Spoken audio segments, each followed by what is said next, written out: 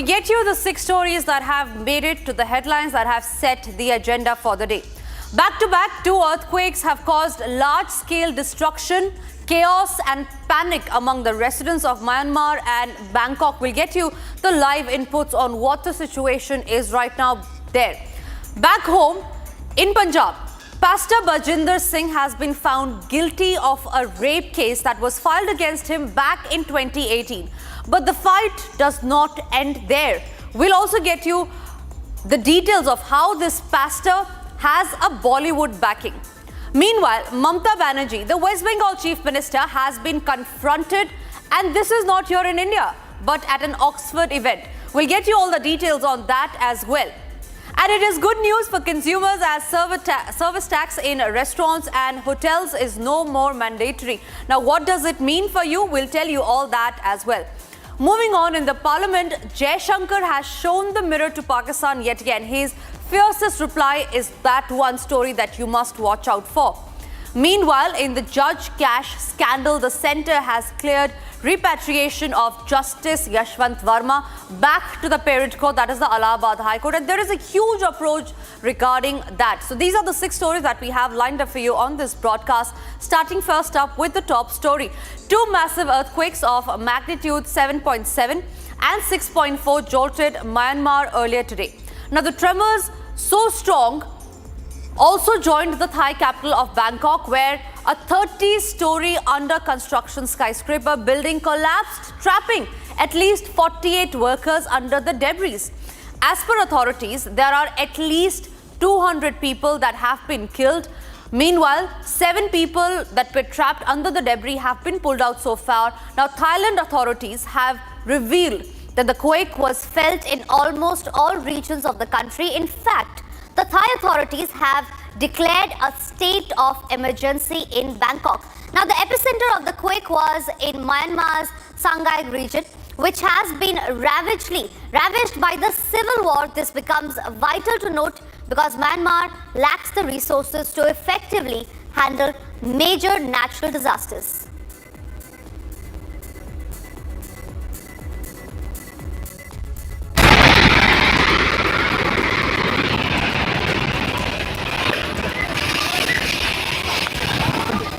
A powerful earthquake of 7.7 magnitude hit Myanmar and an aftershock of 6.4 jolted Thailand on Friday afternoon.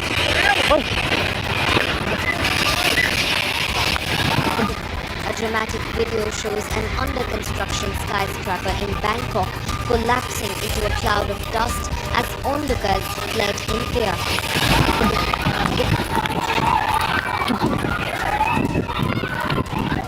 According to Thailand officials, at least 43 workers have been trapped under the debris.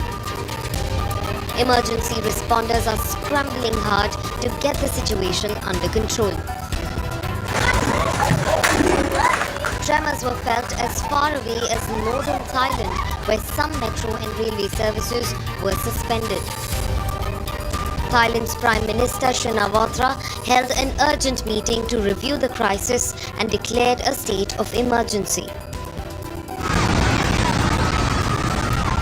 While social media posts from Myanmar showed collapsed buildings and debris strewn across streets of cities,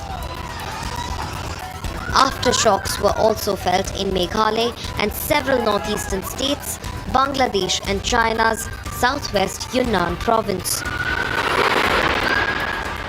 Meanwhile, mild tremors were also felt in Kolkata, Imphal and Meghalaya's East Garo Hills district. Expressing concern over 2 back-to-back earthquakes, Prime Minister Narendra Modi reached out to the Southeast Asian nation and Thailand, assuring assistance and offered prayers for the safety of the people. Authorities have initiated large-scale rescue efforts with emergency teams working to locate survivors and provide assistance to those trapped under the rubble. Joining me on the broadcast is Sukhnidhan Singh, live from Bangkok. Mr. Singh, what I want to know from you is, for the benefit of our viewers, take us through what the situation is in Bangkok currently.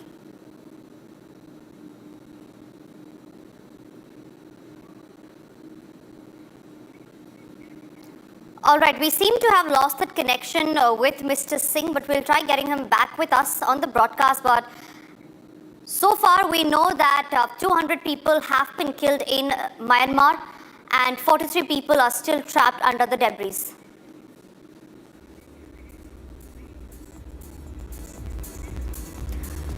Moving on, ladies and gentlemen, there is a difference between fraud and faith. But this man, Bajinder Singh, who calls himself a pastor, seems to be erasing that very thin line and cheating the public. He claims that he can cure ailments. He says that he can cure ailments, and watch how he does that. Now, he says that he can cure ailments, but there is a twist. This man, Bajinder Singh, has been backed by Bollywood celebrities. Watch this visual on your screen. Attending the self-styled Godman's fraud events are the Bollywood and television celebrities, and not just attending, but also endorsing him. Now, watch the kind of event that he does. Watch the kind of claims that he makes. Free! Problem कब से 11 साल से मेरे पति पे मेरी 11 साल से चल रहे हैं फिर प्रॉब्लम देखो एक्सरे हड्डियों का ये देखो हड्डियों का हाँ कहाँ से है बेटे कहाँ से है मध्य प्रदेश ठीक होना चाहते हो निकल जाओ छोड़ो फ्री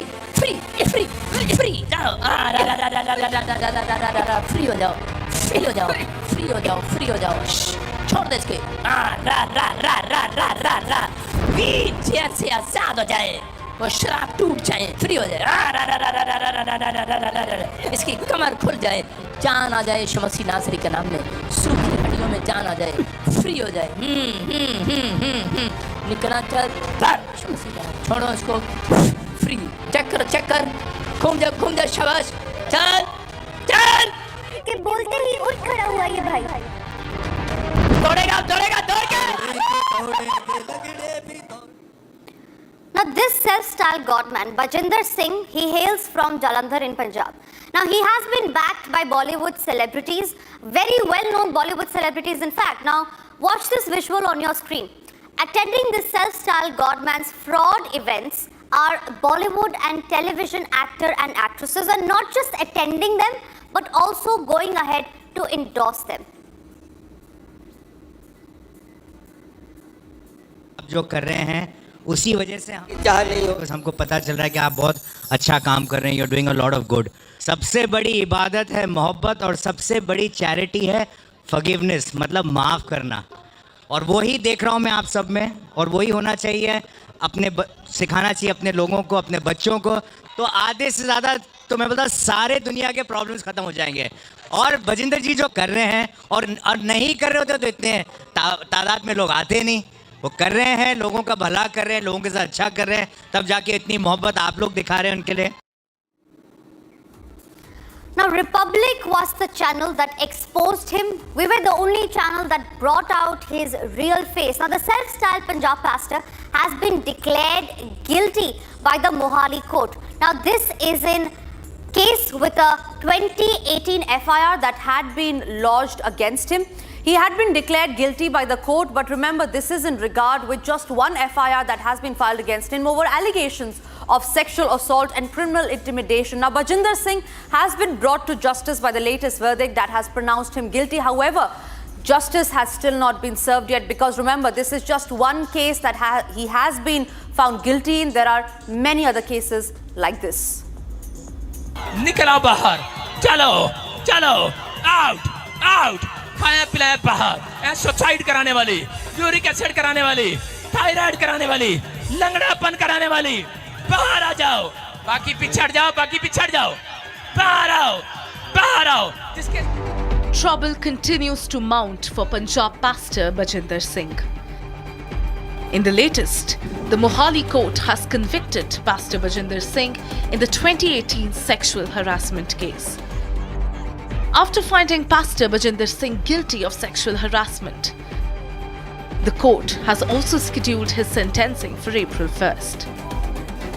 क्या अंदर कहा गया जब पास्टर अंदर आया, पास्टर बजिंदर सिंह क्या कुछ जज की तरफ से कहा गया? पास्टर बजिंदर सिंह को गिल्टी होल्ड किया गया है जज साहब द्वारा और कोर्ट सजा का ऐलान 1 अप्रैल को करेगी। The case dates back to 2018 when a woman from Zirakpur accused Pastor Bajinder Singh of sexual assault. Pastor Bajinder was arrested in July 2018 at Delhi airport while attempting to board a flight to London. The other accused included Akbar Bhatti, Rajesh Chaudhary, Sucha Singh, Jatinder Kumar, Satar Ali and Sandeep alias Pehlwan. Facing a series of allegations of sexual assault and harassment, is the Punjab pastor Bajinder Singh surviving on borrowed time? And the major question is, whose political patronage is Punjab pastor enjoying? Not just sexual assault victims, but the people of nation demand answers. Moving on, West Bengal Chief Minister Mamata Banerjee has been confronted at an event in Oxford University. Now, in unprecedented scenes, West Bengal Chief Minister Mamata Banerjee was heckled, chanted at and grilled by a wound-up crowd during her address at the seminar room of Kellogg College at the prestigious Oxford University campus, visibly taken aback by full-throated chanting and questions that she has seldom faced on camera. Mamata lost her cool as she accused the dissenters in crowd of peddling an agenda.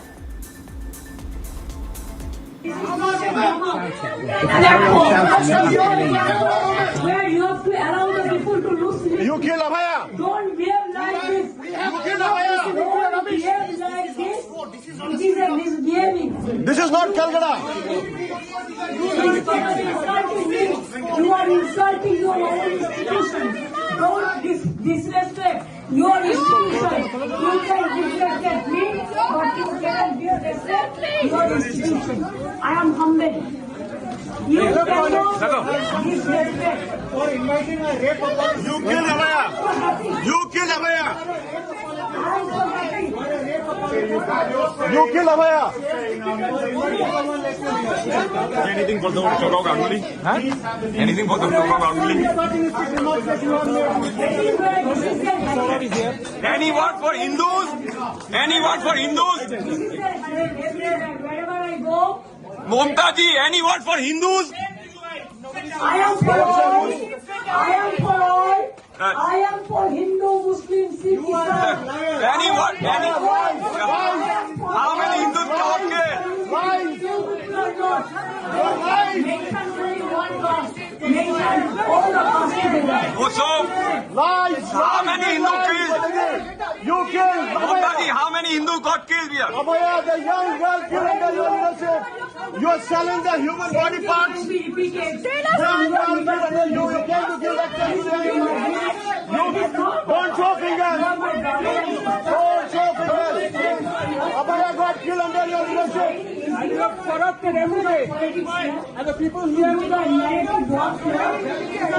See the negative boss here. But please, my Abhaya got killed under your leadership. Abhaya got killed under your leadership. Doctor, young doctor killed under your leadership.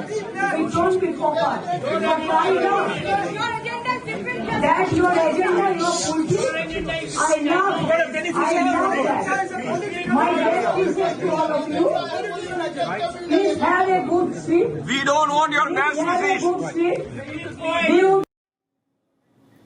Visuals of the same on your screen. Mamata Banerjee has been seen that she's visually taken aback. She's been irritated. She has been perturbed by the chants that were hurled at her. Now, visibly taken aback by full-throated chanting and questions that she had seldom faced on camera here in India, Mamata lost her cool as she accused the protesters that were there at the event of peddling an agenda specifically that was followed by the BJP. Watch this. I am for all. I am for all. I am for Hindu, Muslim, Sikh, Isai. I am for unity. You people are not. Don't mention only one caste. Mention all the castes together. Another very visually appealing thing that the Chief Minister did there was the Chief Minister Mamata Banerjee also held up a black and white photograph from the year 1990 that showed her injured and wrapped in bandages from an alleged murderous assault on her by Lalu Alam, a CPIM youth wing worker. In 2019, remember, Lalu Alam walked free due to lack of evidence against him. Now back home, Mamata Banerjee has faced backlash as well, and this specifically from the BJP. देखिए, ये तो पहले से मालूम था। मैंने भी बोला था कि ममता बनर्जी लंदन जा रहे हैं, भाषण देंगे तो वहाँ के लोग पूछेंगे आरजीकर में क्या हुआ। आज आरजीकर जैसा घटना तो पूरा बंगाल में हो रही है। महिलाओं की कोई सुरक्षा नहीं। सबसे नाबालिग का शादी लड़कियों की बंगाल में हो रही है। हजारों लड़कियां प्रेग्नेंट है, अंडर एज। क्यों हो रहा है? ये क्या चल रहा है समाज में, ये सबको मालूम है। तो वो अगर प्रश्नों कोई करेगा, उत्तर देना है। आप बिगड़ जाएंगे, नाराज हो जाएंगे, कौन छोड़ेगा आपको? Mamata Banerjee's behavior on foreign soil, and that too somebody who holds a constitutional position of chief minister, is disgraceful to say the least. When the moderator tells her that India has overtaken the UK economy, is the 5th largest economy, and will become the largest economy, she has a problem with that. She says, I differ with that. Imagine a chief minister of India, Indian state, saying on foreign soil that she has a problem with India becoming the largest economy. Who does that? This is called the Bharat Berating Brigade. Moving on, in a huge relief for consumers, the Delhi High Court today ruled that paying a service tax on food bills is voluntary and cannot be made mandatory by restaurants or hotels. Now, the Delhi High Court clarified that compulsory collection of service charges is unlawful and that consumers may leave voluntarily as if they wish. Now, what does it mean for the consumers, specifically viewers, you? You are not obligated to pay any service tax. Now, when you go to a restaurant, if they give you a service tax, you are not obligated to pay it. It is not mandatory, and now you can also ask them to completely remove it. Moving on to what else does it move for the consumers? After we say that you're not obligated to pay for the service tax, if you have been asked, you can if you have been added, if your bill has the service tax, you can also ask to remove it. Meanwhile, tipping is now completely optional. So if you're going to a restaurant, if you want to tip, it is, viewers, it is your discretion if you want to tip the person or not. Joining us on the broadcast is Bejon Mishra. He is a consumer activist. Bejon Mishra, thank you very much for speaking to Republic. It is a huge relief for consumers. Service tax has not been made mandatory. How do you see this? Well, it settles all the ambiguity which was there. So the Honorable High Court has brought clarity in the interest of the consumers, which is a great development. And I'm very happy with the fact that the consumers have been given the option or the choice to decide how much to pay and in what manner to pay. Because, you see, we all know that there is something called MRP, that is the maximum retail price. And we as consumers have the right to pay what is mandatorily required to be paid as maximum retail price. If anything is charged over and above that, it is deemed to be unfair trade practice. Right. And it is against the rights of the consumers. So I strongly feel that now it is for the state governments to ensure that these are implemented. Because the High Court has already given a directive. The Department of Consumer Affairs should bring in some kind of a immediate amendment in the Consumer Protection Act of 2019 and ensure that no states, can get away with this kind of a provision where the consumers are forced to pay something which is more than the MRP. And what we all have to understand is what is applicable as a service tax or what is applicable in terms of voluntary gesture, that should be left to the consumer. If I'm happy with the service and I want to tip a vendor or the restaurant or give some extra gesture from the consumer, it is my voluntary kind of a gesture. Nobody can force me to pay a tip. Nobody can force me to pay a service tax. Yes. So the High Court has very beautifully given an order or a directive that now should get implemented within the framework of our law, and the consumers should feel protected now. Right. Thank you very much, Bijon Mishra, for joining us on the broadcast and sharing your insights on that. Moving on to the other stories that we're tracking now. External Affairs Minister S. Jaishankar has slammed Pakistan. Jaishankar said in India not only tracks the treatment of minorities in Pakistan, but it is also making its position well known. In fact, he added that despite knowing the solution in Islamabad, India cannot change its fanatical and bigoted mindset of the neighbor, here in this case Pakistan. Now, while speaking at the Lok Sabha, Jaishankar highlighted incidents involving attack on minorities in Pakistan and Bangladesh. Jaishankar said that India takes up these cases at international level as well. Listen in to what External Affairs Minister Jaishankar had to say in the Lok Sabha. I sympathize with the sentiments expressed by the honourable member. There are two parts to the question. One, whether we follow what are the crimes and atrocities against the minorities in Pakistan. And secondly, what are we doing about it internationally? So the first part of it is, yes sir, we follow very closely, we track very closely the treatment of minorities in Pakistan. And as an example, I would like to apprise the House that just in the month of February, there were 10 cases of atrocities against the Hindu community, 7 of them related to abduction and forcible conversion, 2 related to abduction, 1 related to police action against students who were celebrating Holi. There were 3 incidents relating to the Sikh community in Pakistan. In one case, a Sikh family was attacked. In another case, a Sikh family was threatened because of the reopening of an old Gurdwara. There was also an abduction and conversion issue with one girl from that community. There were 2 cases pertaining to the Ahmadiyya community. In one case, a mosque was sealed, and in another case, 40 graves were desecrated. And there was one case pertaining to the Christian community, where a Christian person who reportedly was mentally unstable was charged with blasphemy. So the answer to the honourable member, sir, is yes, we track it very, very closely. We take it up, and we take it up at the international level also. Again, to give to... Moving on to the last story that we're tracking on this edition. Now, the biggest judicial scam in the country, which unfolded on the 14th of March, continues to snowball. Just today, the Supreme Court heard a plea after a PIL was filed demanding an FIR to be registered against Justice Yashwant Verma over the burnt cash recovered from his official residence in the national capital. Now, the PIL filed by Matthews, Nedumpara and 3 other people challenged in the Supreme Court 3-member committee made to probe the details of the case and also seek an FIR to be registered, saying that the police is duty-bound to register an FIR. However, in moments from when the hearing began, the top court disposed of the petition. Joining us live on the broadcast is Matthew J. He is the one who filed the petition in the case seeking an FIR against Justice Yashwant Verma. Matthew, thank you very much for speaking to Republic. How do you see this move by the Supreme Court, who has now disposed of your plea? And moreover, the centre has now cleared the path for repatriation of the judge back to the parent court. It's most unfortunate. When an offence has occurred, a crime has occurred, the first thing to be done is to register an FIR and put the criminal law in motion. An investigation has to be conducted. Then that alone can bring out the truth.